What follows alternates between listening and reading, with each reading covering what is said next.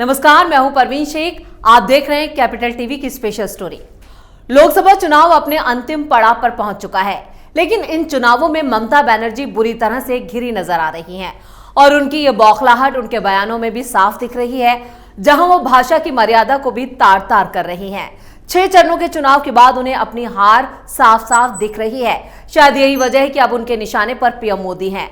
6वें चरण की वोटिंग से पहले पश्चिम बंगाल की मुख्यमंत्री ममता बनर्जी ने पीएम मोदी के एक इंटरव्यू में दिए गए बयान का हवाला देते हुए कहा, अगर उनकी एनर्जी बायोलॉजिकल नहीं है तो फिर उन्हें मंदिर में रहना चाहिए। सीएम ममता बनर्जी ने मथुरापुर लोकसभा क्षेत्र में पार्टी उम्मीदवार बापी हल्दर के समर्थन में जनसभा को संबोधित करते हुए यह हमला बोला। उन्होंने कहा कि अगर पीएम मोदी की एनर्जी बायोलॉजिकल नहीं है, अगर उन्हें भगवान ने भेजा है तो उनके लिए मंदिर में रहना बेहतर होगा। मैं उस मंदिर के निर्माण की व्यवस्था करूंगी। अब उनके इस बयान से सियासी तापमान और ज्यादा चढ़ चुका है। उनके बयानों को लेकर बीजेपी पहले ही हमलावर थी, अब इस बयान ने आग में घी डालने का काम किया है। क्या ममता ने मान ली है हार? पीएम मोदी का मंदिर बनाने को बयान देकर फंसी ममता। बंगाल में क्यों तेज हुई हिंसा? हिंसा एक साजिश या सियासी दांव? पश्चिम बंगाल में हिंसा और राजनीति एक दूसरे के पूरक हैं। जब भी पश्चिम बंगाल में राजनीति की बात होती है तो पहले वहां की सियासी हिंसा की चर्चा होती है। देश के करीब करीब हर राज्य में चुनाव के दौरान हिंसा की छिटपुट घटनाएं होती हैं, यानी सभी राज्यों में हिंसा चुनावी होती है। वहीं पश्चिम बंगाल में हिंसा का नाता चुनाव से नहीं, राजनीति से होता है। पश्चिम बंगाल में दशकों से राजनीतिक हिंसा आम बात है और एक बार फिर बंगाल हिंसा से दहल चुका है। वहीं इस बीच ममता बनर्जी जिस तरह से पीएम मोदी पर निशाना साधा है, उससे साफ है कि राज्य में हिंसा और भड़क सकती है।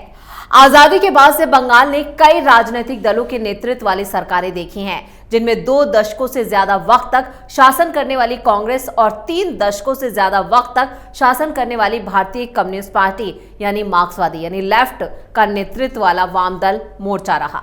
अब बंगाल में ममता का राज है। इन सभी शासनों में राजनीतिक दलों के कार्यकर्ताओं के बीच, खासकर ग्रामीण इलाकों में हिंसक झड़पों की संस्कृति के पिछले कुछ सालों में ही पनपी है। इन घटनाओं ने पश्चिम बंगाल में राजनीतिक हिंसा को सुर्खियों में ला दिया। पश्चिम बंगाल में राजनीतिक हिंसा की शुरुआत नक्सल आंदोलन के साथ हुई। 1960 से 1970 के बीच शुरू हुई नक्सली हिंसा धीरे धीरे राजनीतिक हिंसा में तब्दील हो गई।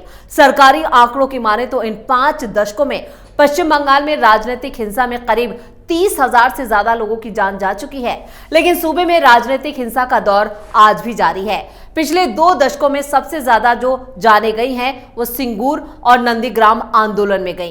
राजनीतिक जानकार इस बात से भी डरे हुए थे कि जैसे जैसे राज्य में आम चुनाव होंगे, राजनीतिक हिंसा में बढ़ोतरी होगी। वैसे शनिवार को 25 मई को लोकसभा चुनाव के लिए 6ठे चरण का मतदान से पहले पश्चिम बंगाल की मुख्यमंत्री ममता बनर्जी ने प्रधानमंत्री नरेंद्र मोदी पर सीधा हमला बोला।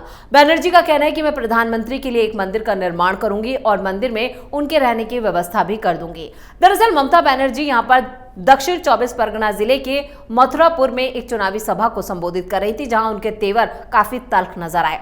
ममता ने अपने भाषण के दौरान ही पीएम मोदी के बयान को लेकर उन पर तंज भी कसा। ममता ने कहा, अगर उन्हें भगवान ने भेजा है तो उनके लिए मंदिर में रहना बेहतर है। मैं उस मंदिर के निर्माण की व्यवस्था करूंगी। वो देश को सांप्रदायिकता के नाम पर बांटने का काम कर रहे हैं। देश में नफरत फैलाई जा रही है। तो चुनावों के बीच ममता के इस बयान को भी हिंसा और उनकी बौखलाहट से जोड़कर देखा जा रहा है, क्योंकि बीजेपी यहां पर जबरदस्त बढ़त बनाए हुए है। 25 मई को 6ठे फेज की वोटिंग के साथ ही अब सभी राजनीतिक दल 1 जून को आखिरी फेज के चुनाव प्रचार में डट गए हैं। पश्चिम बंगाल में 42 लोकसभा सीटों पर 7 फेज में 19 अप्रैल से 1 जून तक वोटिंग हो रही है। यहां ममता बनर्जी की पार्टी टीएमसी और बीजेपी के बीच सीधा मुकाबला है। थर्ड फ्रंट भी चुनाव लड़ रहा है। ममता बनर्जी 13 साल से बंगाल की सत्ता में हैं। पहले वो इंडिया अलायंस के साथ मिलकर चुनाव लड़ने वाली थी, लेकिन बाद में फैसला बदल लिया। अब एकला चलो के कॉन्सेप्ट पर मां, माटी और मानुष की रणनीति पर जीत की उम्मीद लगाए बैठी हैं। दूसरी तरफ बीजेपी ने पिछले चुनाव में 18 सीटें जीती थी। अब पार्टी उससे बेहतर प्रदर्शन के लिए पूरा जोर लगा रही है। बंगाल में क्या टीएमसी इस बार भी चुनावी मैच जीत लेगी? या बीजेपी पिछली बार के मुकाबले ज्यादा सीटें हासिल करेगी। टीएमसी पश्चिम बंगाल की सबसे बड़ी पार्टी है और चुनावी मैच की सबसे बड़ी टीम भी है। ये सभी 42 लोकसभा सीटों पर अकेले चुनाव लड़ रही है। पहले इंडी ब्लॉक के साथ चुनाव लड़ने वाली थी, लेकिन सीट शेयरिंग को लेकर बात नहीं बनी। ऐसे में ममता बनर्जी ने अकेले चुनाव लड़ने का ऐलान कर दिया। बंगाल में दूसरी बड़ी टीम बीजेपी है। ये प्रदेश में मुख्य विपक्षी पार्टी भी है। बीजेपी भी अकेले चुनाव लड़ रही है और सभी 42 लोकसभा सीटों पर कैंडिडेट खड़े किए हैं। ममता बनर्जी के धुर विरोधी शुभेंदु अधिकारी चुनावी कैंपेन संभाले हुए हैं।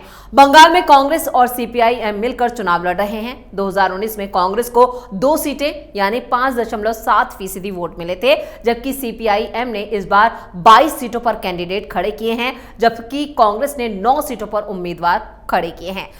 छठे और 7वें फेज में बंगाल की किन सीटों पर वोटिंग? पश्चिम बंगाल की तमलुक, कांथी, घाटल, झाड़ग्राम, मेदिनीपुर, पुरुलिया, बांकुड़ा और बिष्णुपुर में 25 मई को वोटिंग, जबकि 1 जून को दमदम, बारासात, बशीरहाट, जयनगर, मथुरापुर, डायमंड हार्बर, जादवपुर, कोलकाता नॉर्थ और कोलकाता साउथ में वोट डाले जाएंगे। पश्चिम बंगाल की 13 लोकसभा सीटों, जिनमें बहरामपुर, जंगीपुर, मुर्शिदाबाद, रायगंज, मालदा साउथ, मालदा नॉर्थ, बशीरहाट, जादवपुर, बीरभूम, कृष्णनगर, डायमंड हार्बर, जयनगर और मथुरापुर में मुस्लिम वोटर असर रखते हैं। बहरामपुर में सबसे ज्यादा 64% मुस्लिम वोटर, मुर्शिदाबाद में 66%, मालदा में 51%, नॉर्थ दिनाजपुर में 50% मुसलमान वोट हैं और ये वोट बैंक कभी भी किसी के पक्ष में मैच का रुख बदल सकते हैं।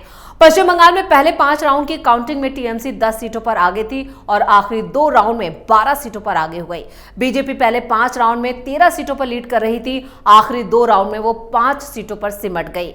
कांग्रेस 2 सीटों पर लीड कर रही थी। फाइनल रिजल्ट के मुताबिक टीएमसी का स्कोर 22 था, यानी ममता बनर्जी की पार्टी ने 42 में से 22 सीटों पर जीत हासिल की थी, जबकि बीजेपी का स्कोर 18 था। कांग्रेस सिर्फ 2 सीटों पर जीत उसे मिली और वोट शेयर की बात करें तो टीएमसी को 43.7% वोट मिले। बीजेपी का वोट शेयर 40.3% था। कांग्रेस का वोट शेयर महज 5.7% और 2024 चुनाव में बीजेपी के लिए पिछली बार की तुलना में मौके ज्यादा हैं। अब पिछला प्रदर्शन कितना सुधर पाता है या नहीं, ये तो 4 जून को पता चलेगा। 2019 के लोकसभा चुनावों के बाद जिन राज्यों में विधानसभा चुनाव हुए उसमें बीजेपी ने 3 से 73 पर पहुंच गई और वहीं बंगाल में 60 साल तक राज करने वाली पार्टियां कांग्रेस और लेफ्ट 0 हो गई। विधानसभा चुनावों में बंगाल में बीजेपी पहली बार विपक्षी पार्टी बनी। ऐसे में साफ है कि मुकाबला तो बीजेपी और टीएमसी के बीच है। जाहिर तौर पर बीजेपी का प्रदर्शन पहले से अच्छा होने वाला है। क्या फिर से काम आएगा टीएमसी का मां, माटी और मानुष मंत्र?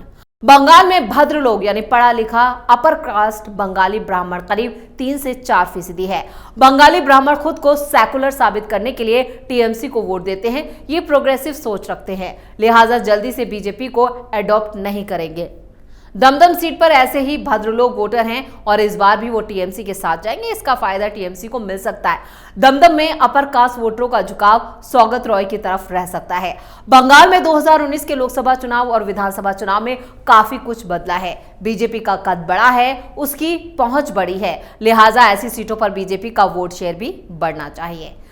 क्या संदेश खाली मामले को भुना पाएगी बीजेपी? नॉर्थ 24 परगना जिले के छोटे से गांव संदेश खाली में 100 से ज्यादा महिलाओं ने स्थानीय टीएमसी नेता शाहजहां शेख पर मारपीट और गैंगरेप का आरोप लगाया था। इस घटना ने बशीरहाट सीट की कहानी ही बदल दी।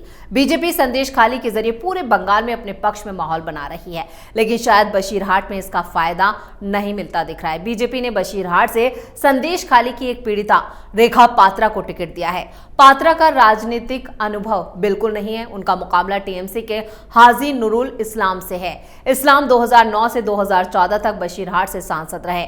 बशीरहाट में इस्लाम बड़ा मुस्लिम चेहरा है।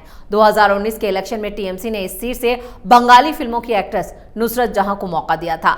नुसरत बड़े अंतर से जीत उन्होंने हासिल की थी, हालांकि इस बार ममता ने उन्हें रिपीट नहीं किया।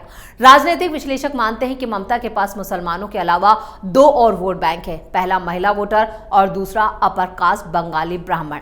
महिलाएं ममता बनर्जी की लक्ष्मी भंडार और कन्याश्री योजनाओं से खुश हैं। उन्होंने लड़कियों को मुफ्त साइकिल दी। महिलाओं को लगता है कि अगर उन्हें बीजेपी को वोट दिया तो ममता सरकार से उन्हें मिलने वाला पैसा भी रुक जाएगा। ऐसे में महिला वोटर्स का साथ ममता की पार्टी को मिलता दिख रहा है। क्या कांथी में बना रहेगा शुभेंदु अधिकारी परिवार का दबदबा? कांथी सीट पर 3 बार से बीजेपी के नेता शुभेंदु अधिकारी के पिता शिशिर अधिकारी जीत रहे हैं। तीनों बार टीएमसी के टिकट पर चुनाव लड़े। इस बार शुभेंदु भाई सुमेंद्र अधिकारी बीजेपी के उम्मीदवार हैं। ऐसा पहली बार है जब अधिकारी परिवार का कोई सदस्य बीजेपी की तरफ से लोकसभा चुनाव में उतरा है। क्या कांथी में शुभेंदु अधिकारी परिवार का दबदबा बना रहेगा? शुभेंदु अधिकारी परिवार का रुतबा कांथी में बरकरार रहता दिख रहा है। हालांकि उनके टीएमसी छोड़कर बीजेपी में जाने से टीएमसी को मेदिनीपुर डिवीजन में नुकसान होता दिख रहा है। जंग महल, पूर्वी मेदिनीपुर, बांकुरा और पुरलिया में अधिकारी की मजबूत पकड़ है। साथ ही टीएमसी की अंदरूनी कलह से भी पार्टी को नुकसान हो सकता है। जाहिर तौर पर इसका फायदा बीजेपी उम्मीदवार को मिलेगा। यानी इस बार भी पलड़ा बीजेपी का भारी नजर आ रहा है, लेकिन टीएमसी भी टक्कर में। दोनों का सीधा मुकाबला है और यहां पर ऊंट किस करवट बैठेगा ये तो 4 जून को जब चुनावी नतीजे घोषित होंगे तब साफ हो जाएगा। स्पेशल स्टोरी में इतना ही। वीडियो कैसा लगा नीचे कमेंट करके अपनी राय जरूर दें। वीडियो को लाइक करें, शेयर करें और कैपिटल टीवी को अगर सब्सक्राइब नहीं किया है तो जल्दी से सब्सक्राइब करें। नमस्कार।